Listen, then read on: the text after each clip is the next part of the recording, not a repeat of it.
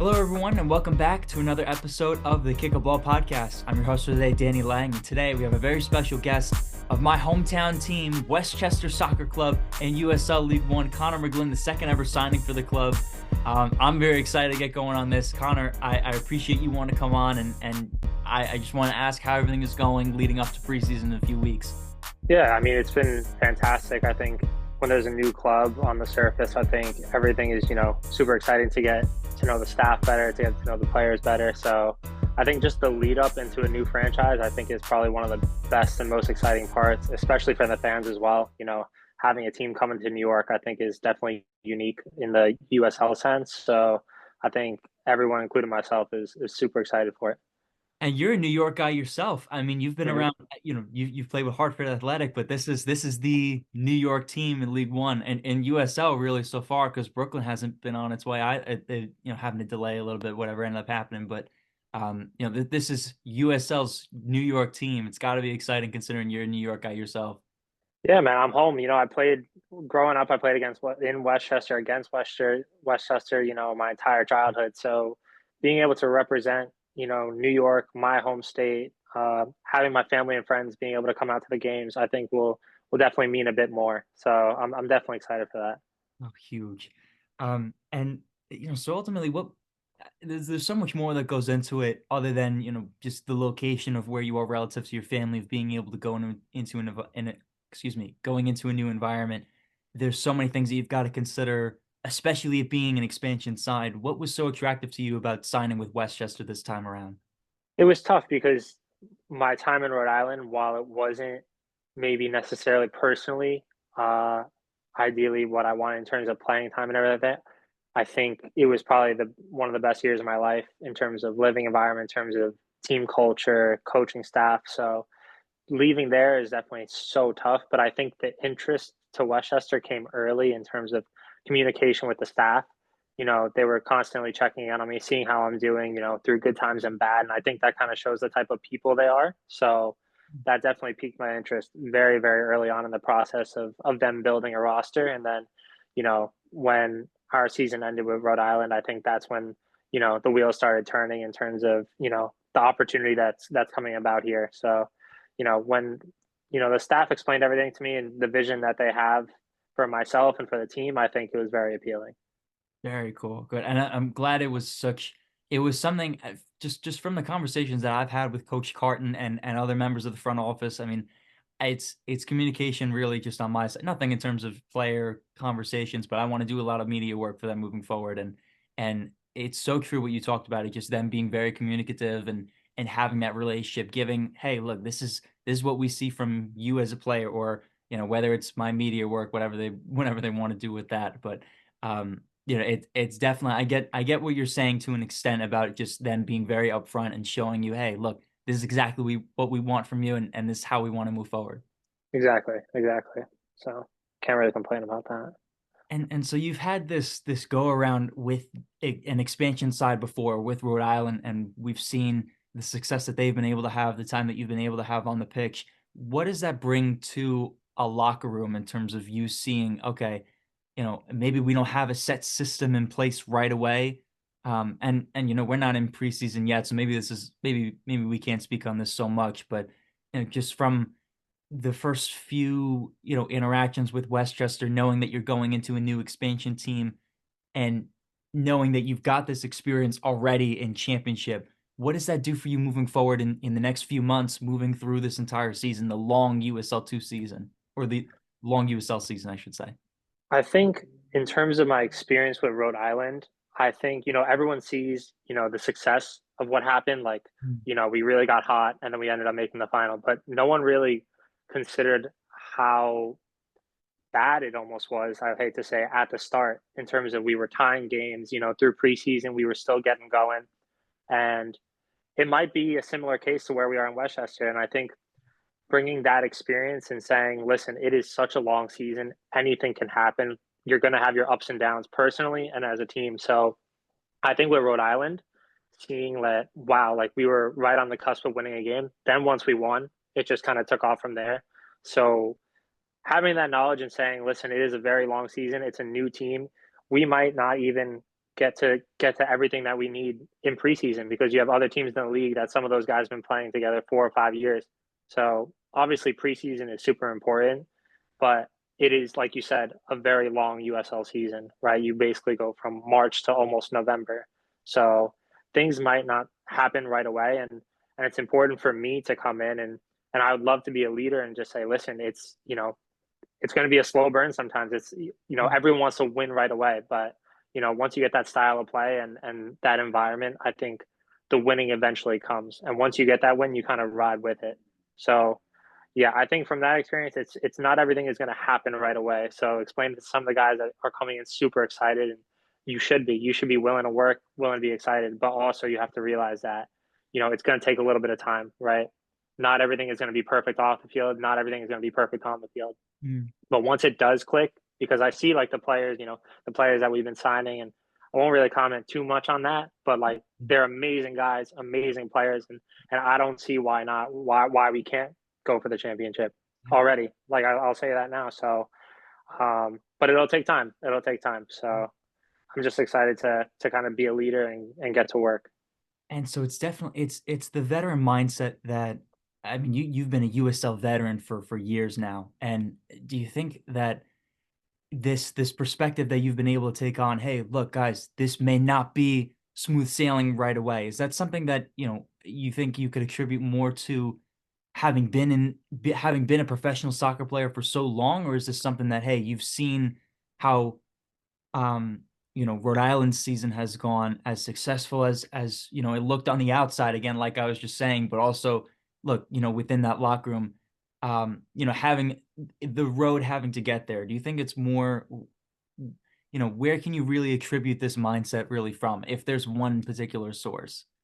I'd say mostly from Rhode Island, just because I think the reason why we were successful is because, we like to say it like we never break, but we bend. So meaning that like no matter bad times, we never break. We always stick together as a unit, even after ties, losses, we stick together. There's no finger pointing, right? It's just all right. We just have to work harder. We have to work on the things that we need to. I think, and that comes with the personalities in the locker room. Like we had some great leaders. We had our staff that kept us all together. And I think something that a lot of people don't know is actually like the time that you spend with your teammates off the field, Mm. is such a massive thing. Like especially in USL. In MLS, it's a little different, but in USL, a lot of the guys live together. So even if you're having like little disagreements or something, like you could talk about it with your teammates like off the field. So, Mm. and that's ultimately how you get better, right? Having those relationships off the field translate on the field. So I'd say with Rhode Island, the reason why we were successful is because no matter what happened, no matter who was playing, who wasn't playing, like we all had one goal, and that was to win. So keeping that the entire season, I think, is why we were successful. And I think that'll translate my experience to Westchester. Perfect.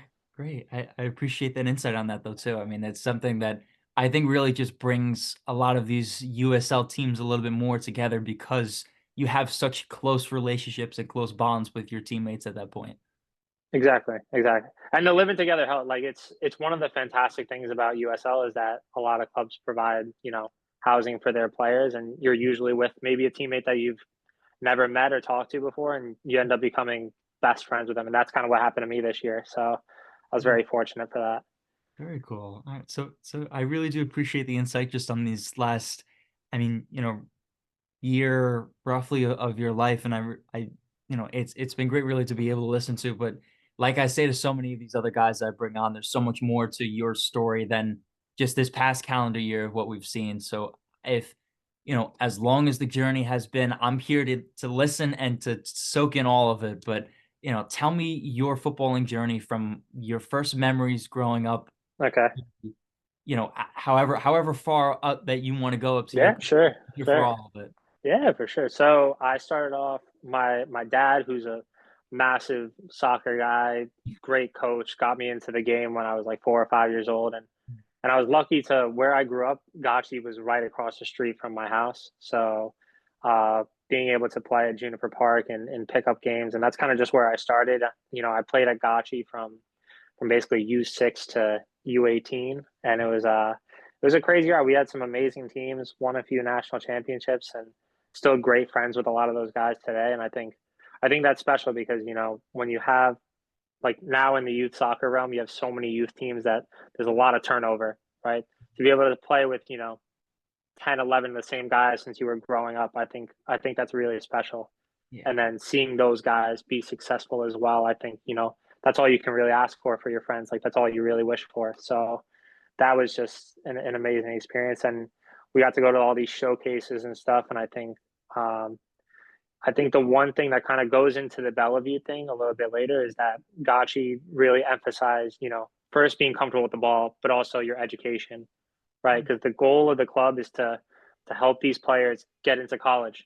Getting a scholarship for college is for a lot of people it's invaluable. So I was able to go to these showcases, and I eventually got a scholarship to Siena College in Albany, and it was an interesting experience. Soccer wise, I don't think it went as well for me as I wanted it to. It was, you can see the difference between academy and college. Like the game is so much more physical, and I'm more of a technical player, so it took me a really long time to adjust to that. But I think when in college, it's like you meet probably some of your best friends for life, and I'm glad I could say that. I played all different positions in college. I played right wing, center back, six. I played striker my senior year. So, I had a few good goals and good experiences during those 4 years. My freshman year was probably my best year in terms of stats. I had 8 or 9 assists and a few goals. And what was special is I scored my first goal in front of my family at Manhattan, which was fantastic. But yeah, in terms of my soccer development, I think you have really two choices, and I think it comes down to maturity, which I wasn't mature enough at the time to realize it. It's like, you know, you can sit there and look at your situation and be like, oh, like all they're doing is putting us in the weight room and lifting, and you're not really developing, the soccer aspects. But that's kind of, it's helped me now because you have to realize like, going to practice just isn't enough, right? Like the team practice isn't enough. You have to be working on your individual, attributes and what you want to actually, you have to be self-aware first, and then you have to work on what you need to work on. And I wasn't doing that in college. I was more worried about partying and getting my schoolwork done, and then soccer was almost like a third priority. So overall, from that experience, I'd say I met some of the best people and friends I've ever met, but I didn't push myself to my potential. And it's, you never want to look back and think, oh, I could have done better. But it is a part of my life where it's like, wow, I could have maybe pushed a bit more in soccer, because you think from a small school like that, like you're told, all right, maybe if you do well, like you'll get a chance at an MLS draft or even go to preseason with it. But by the time I got to my senior year, all of that kind of just went away, and I was just more focused on the social aspect of college. So yeah, overall, definitely some ups. Like some of the goals and stuff, and some of the experiences. But college, in terms of my soccer development, was definitely a down. Even though I had a staff that was more than willing to help me with that, I think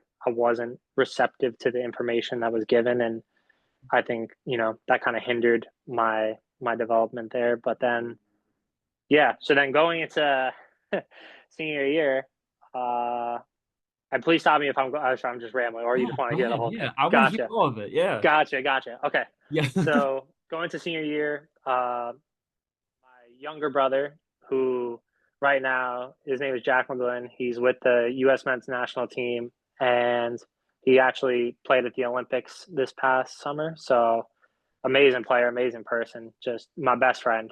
We've been training together since he was able to walk. So um, probably the hardest worker I know. And at that point in time, he was about to sign with Philadelphia Union too.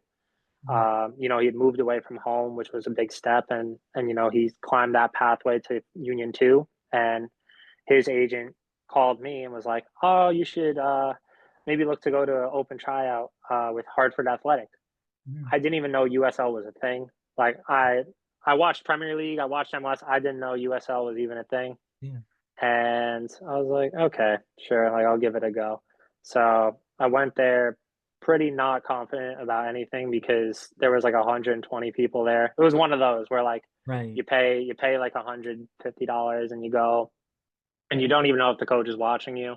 So I just played my game. I was just hopeful, like, I get called back. I didn't play for the first hour because there were so many people and it was Mm. freezing. But by the time I did get to play, I'd like kind of chipped the keeper from like 30 out, like in front of him. So they're like, yeah, we'll call you back to the invitational one, which was also a little because you're like playing against like now the top college guys in the area. And you're Right. like, you don't know how you stack up.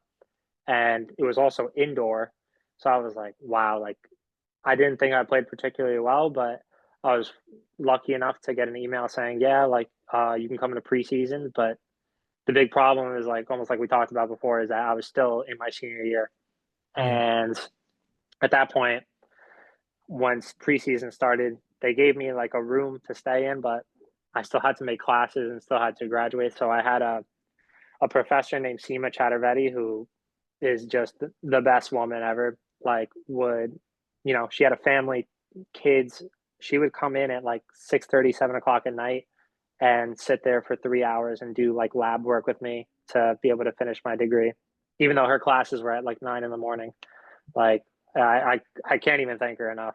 I talked to her like last year, like just an amazing. But I try and reach out every year. Like she's just an amazing person. So I was very fortunate that she was willing to do that. So yeah, so the driving every day was definitely tough because I also didn't tell them I was doing that. So some of my teammates knew, some of the guys who I got close with during the preseason period, they were like, "Where are you going every day?" And I just said, "I'm going back to school." And then I'd wake up at 5 in the morning, drive back for like a double session, and then go back around like 3 or 4, and then make class. So it was definitely tough because at school I lived in a house with 5 other guys, and Right. it was second semester senior year, so you know how it is. They were just partying like crazy. So when you're trying to sleep, and it's tough. But and then unfortunately, COVID hit. It kind of almost worked out. I hate saying, but it almost worked out because I didn't have to drive anymore to the Oh, school because they sent everyone home. So I was just able to focus on soccer, and then it's tough being a trialist. Like for anyone who's listening, for being a trial, it is very tough because you know you have to prove that you're better than the person that they already have signed to a pro deal, and you right. have to prove that every day because you are just almost disposable. It is a tough reality, but it's like you have to come in every day willing to fight, willing to work, and show why you not only belong there, but you can start there, right? Mhm. That's the coach that I had, Roddy Jaidi. He told us all the trialists that on day one. He's like, listen, like you guys aren't just training players. If you actually want to be here, like you have to be able to start a game for me. Like that's the way it works. So, he had us there for nearly a month, and at the end of it, we started off like 10 guys, and there was only 2 of us left. So I was lucky enough to get a contract before kind of everything got shut down, and then when we started back up again, I'd been training with my brother the entire few months that we were off, and then finally I got my debut for Hartford at Red Bull Arena, which was pretty special. So we ended up winning that game. It was an amazing start to the season, and then I think probably the biggest highlight came a few games later, playing against my brother in a professional game. I think it's something you always dream about. Like we Yeah. talked about it since we were maybe like 8 years old. We had the agreement. It's like, oh, if you make it pro, I'll be your agent, and vice versa. But Yeah. to actually like see him on the field, and play against him and have my family there in the stands was. I don't think we realized how special it was in the moment, but looking back on it now, it's like, wow, like I can't believe that actually happened. Um, and then, yeah, the years at Hartford were absolutely amazing. The fans were out of this world amazing. The people, the staff, I had a bunch of coaches because in terms of results, they didn't really go the way that we wanted to, but in terms of experience, it was amazing. I scored a few cool goals. The one from Hatfield was pretty cool. That made SportsCenter, which was pretty cool. And it was the first game that my brother was able to sit and watch me play because they had off. So, and I didn't know they were coming. So I think that's what just made the whole thing a lot more special. And it was against Red Bulls, so that was kind of That was kind of fun. cool as well. So, but yeah, it was.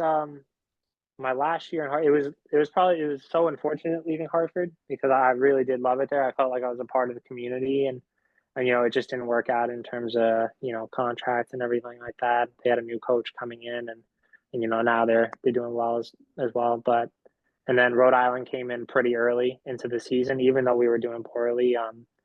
Connell reached out and he kind of knew the situation. He knew I wasn't really a center back, but Mm. it was kind of similar to Dave in terms of communication. Like on top of it, asking how I'm doing, just like the best person, like just person. Like Yeah. didn't really talk to just would ask like how's my day going, like how like what's going on this week.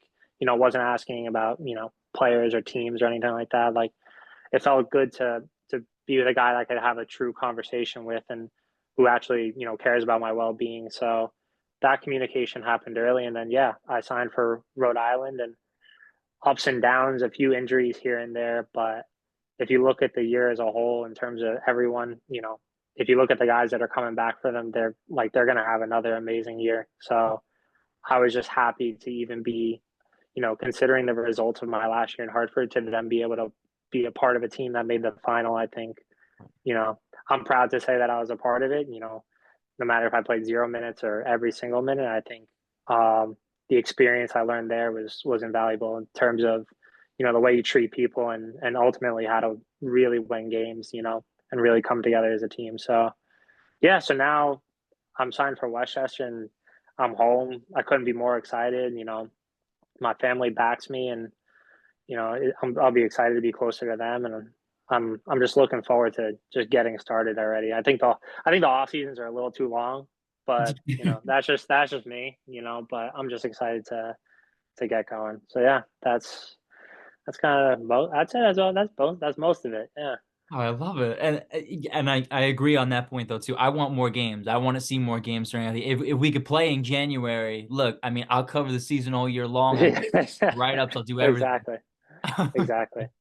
Um, so I mean, it's just been resilience, I feel like, for you the entire journey that you've been able to have, never really letting um, one dull period take you down for too if really there were many, it really just seemed like you were able to just learn from certain experiences, keep your head up, and adapt to whatever positions that you were made at. I mean, I agree. I think a huge part of your journey really is, it wasn't necessarily specific to like playing that center back role, but you still were able to play like on the offensive third, be able to facilitate. And and I saw you sign. There was one guy in particular that I feel like your role was very similar to how at least how I imagine like you being able to play a 10. It was similar to you.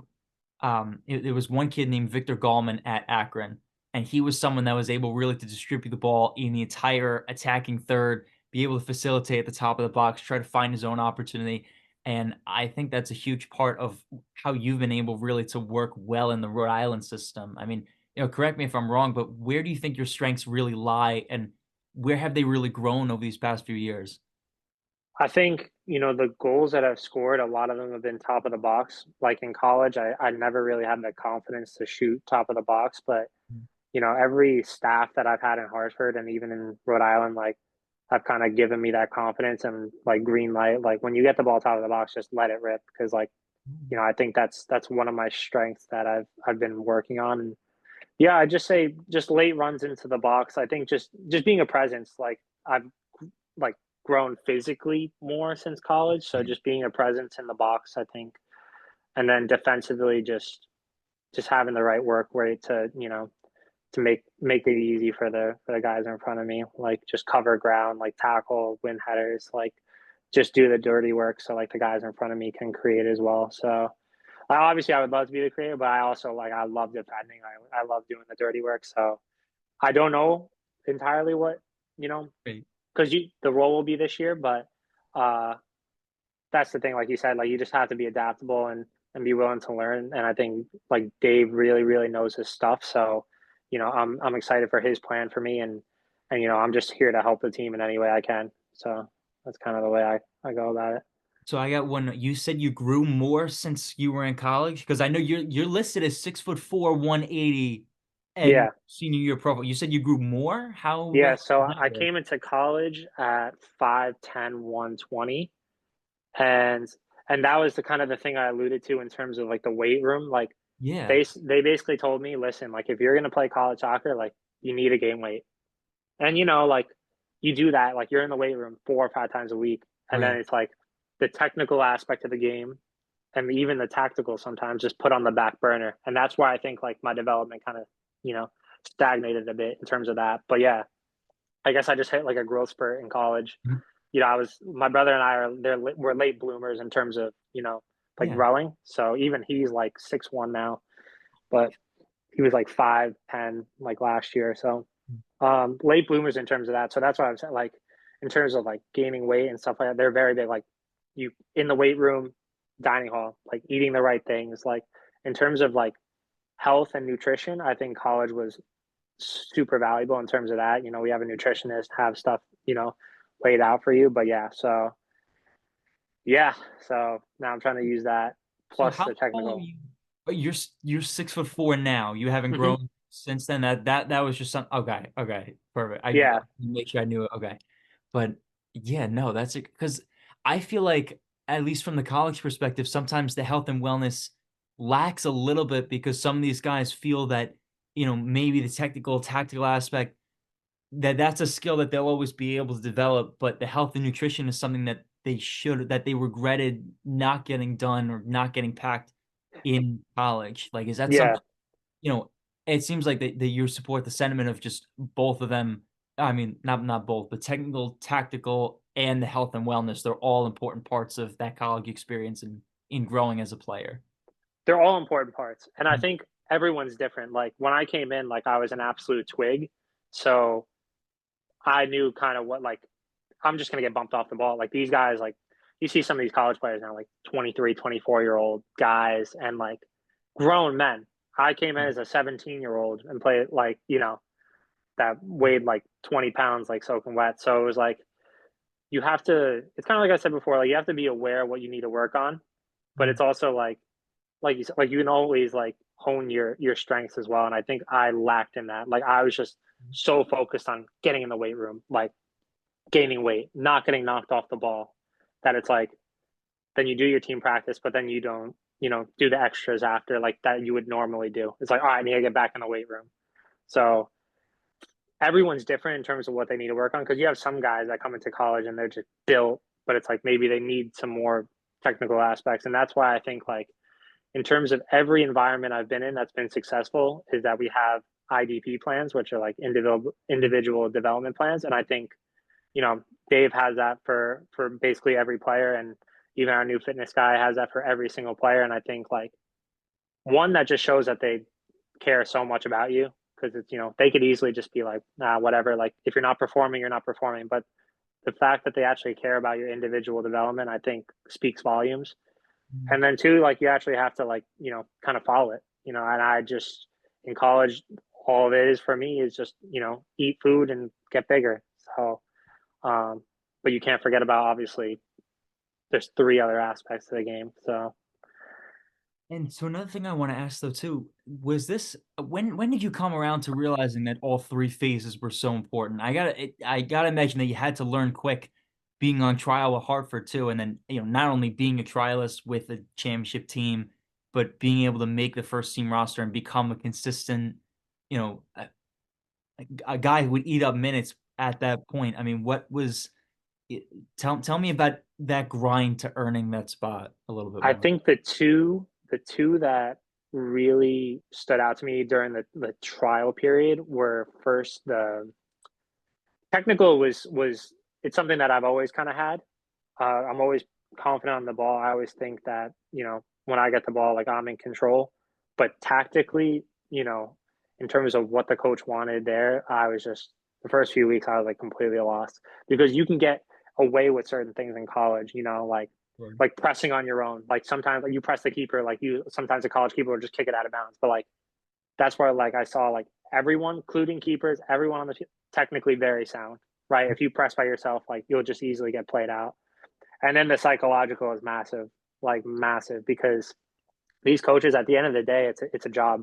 If you're, on the field complaining, putting your head down, not focusing just on the next play, like it's so easy for them to just be like, all right, like we're just gonna not play this guy, right? Because there's the next man up. There's trialists. There's players that are signed. So I think in terms of that trial period, the two were psychological and tactical for me. Like that's the two that I really needed to focus on, and it was a struggle. It was a struggle because when you're a trial, like you're not getting paid as a trialist. They give you a little room, and you know, going into the little room with no heat or anything, and you're just like, are these guys going to offer me a contract? You're constantly thinking these thoughts. It's like, and you have a bad day of training. Let's say it's like they're going to cut me the next day. It's it's going to happen, and then I just wasted 3 weeks. So it's a big psychological battle within almost yourself as to what's going to happen. But I think having a good support system around you, having family and friends that are like, hey, like you had a bad day, like no worries about it. Like you're going to show up tomorrow, smile on your face, and like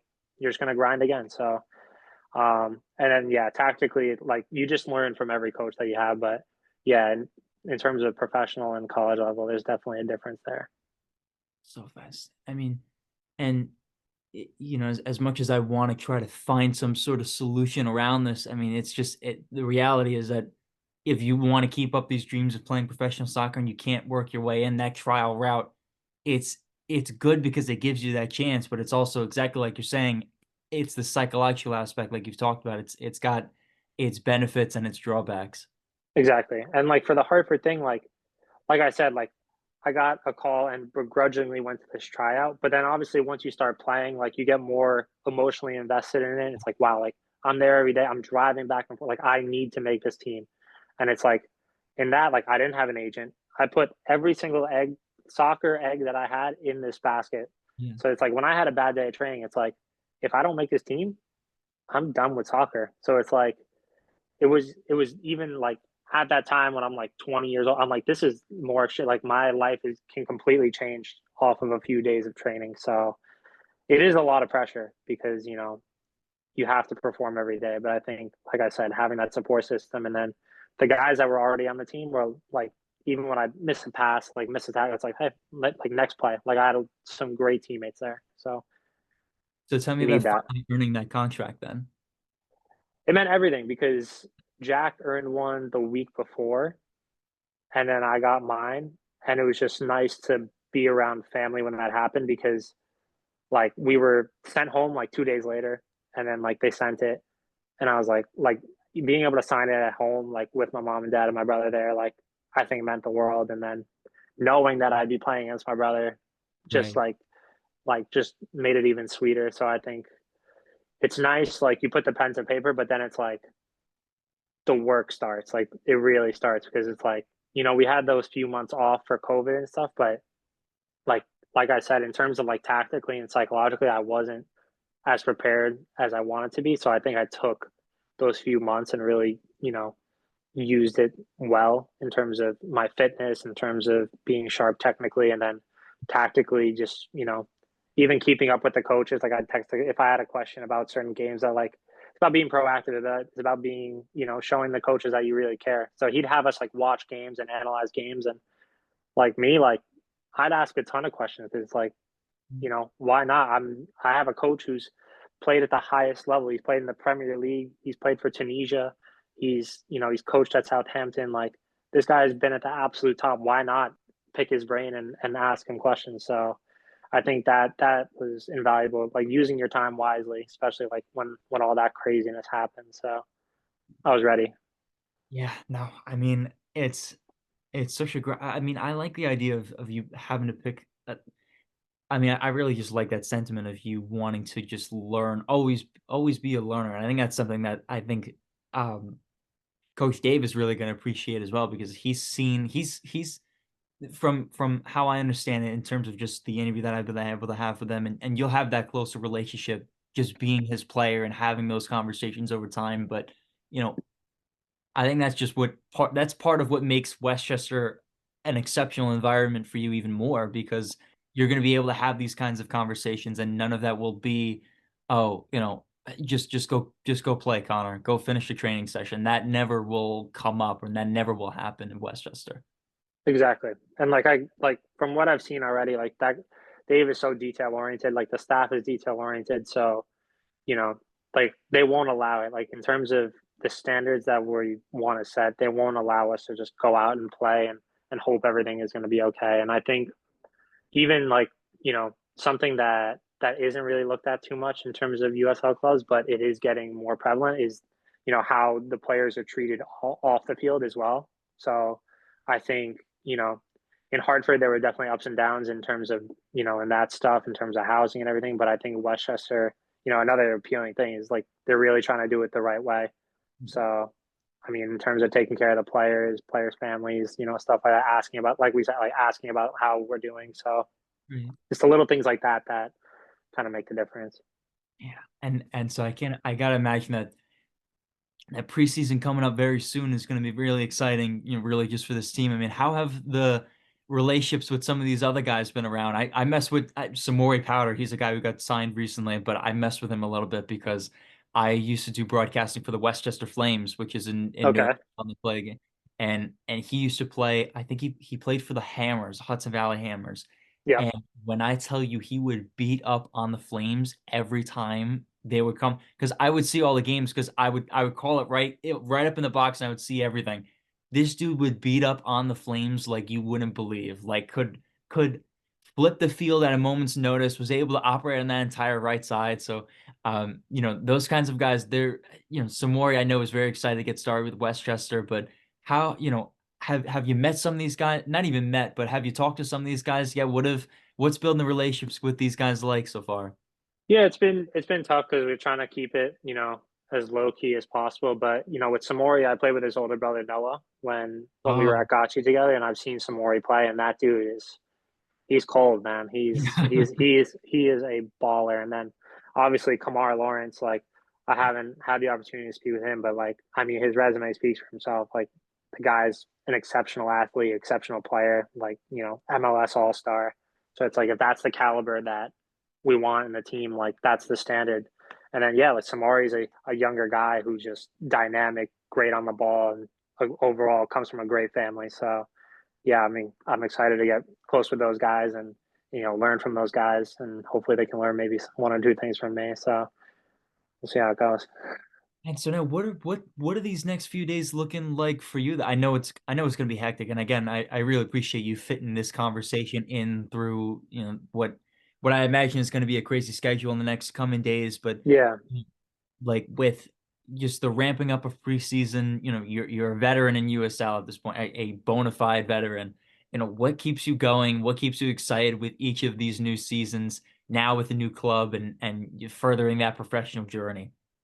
I think one of my favorite things is that obviously it's going to be hectic the next few days, like moving and all that stuff, and but it's like usually every team I go to has a presentation where we all kind of meet, like a little meet and greet thing before the medicals in terms of what we want to accomplish that year, and it's kind of interesting to see, like, playing for, I think this will be my sixth year, like how those goals kind of transpire throughout the season. So, with Rhode Island, for example, like, the expectation was, just, I think, just to make the playoffs and, maybe make a run at it. And to kind of see that come to fruition was just unbelievable. So it'll be interesting to just, that first day, like meeting all the guys, meeting the entire staff, meeting the people, in the office, I think will be invaluable. So it will be pretty hectic. With a new club, it will be for sure, but they're doing a great job setting everything up for us, our housing, making sure, some international guys get in safe and sound. So,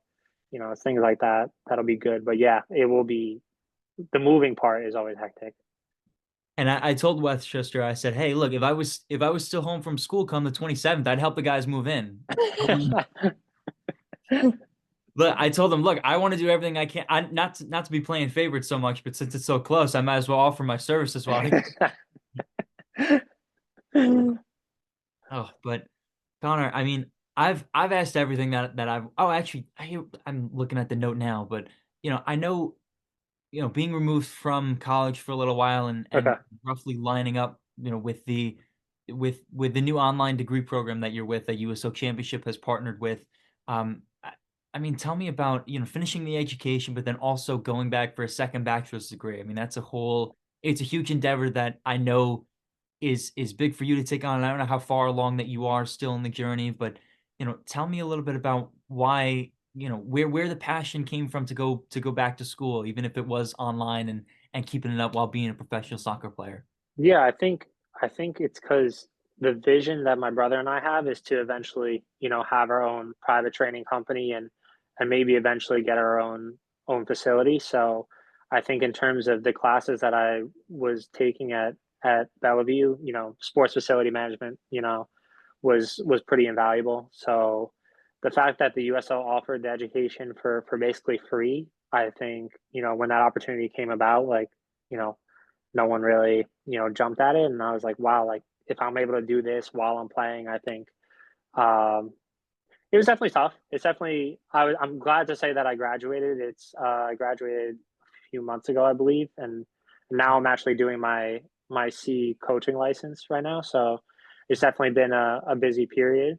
Um, but yeah, for me, it's just, the more education that's provided to you, might as well take it, right? Because, you never know what you're going to learn. Like even going to the C course, I was able to go in December, and some of the coaches there, you know, just being able to learn from those guys and see some old teammates that are doing it as well. So, yeah, I'll never turn down a learning experience when it's offered. That's kind of the method I have there for that. Very nice, perfect. And I knew I wanted to add that in just because I know we talked about it before, and Hmm. it's been a hallmark part, I think, of USL Championship, and the more that I talk to some of the younger guys, it's definitely becoming more and more of an attractive option as it's becoming more widespread. And Exactly. I'm a big proponent of education myself, and I'm glad I get to talk with someone who's gone through the experience firsthand and really knows the kind of program that it's like. I mean, and then having graduated as well, and still having these goals of professional development moving forward, it's nothing short of inspiring, I think. I appreciate it. Thank you. I appreciate that. So, I mean, now to pick up where I left off before, though, too. I mean, it's been a pleasure to be able to talk with you, Connor. I really have loved this conversation. I've loved seeing your mindset just, through college, through being a trialist, now a USL veteran. I'm all out of my questions, but I want to leave the floor open to you in case there's anything else that you want to add to the end of this. But otherwise, it's been a pleasure again, my friend. No, I appreciate it so much. Yeah, I don't have much to add. I'm really thankful to be on. I'm just excited to get going with Westchester. I think it'll be a pretty special year. And you'll see me at a few of these games. I got to come back from school, but come summertime, I'm going to be at as many games as I can. Absolutely. I want to provide Absolutely. as much coverage as possible. I appreciate it. No, it'll be fun. It'll be fun. Thank you. Yes, of course, Connor. It was a pleasure. We'll talk soon. Awesome. Thanks.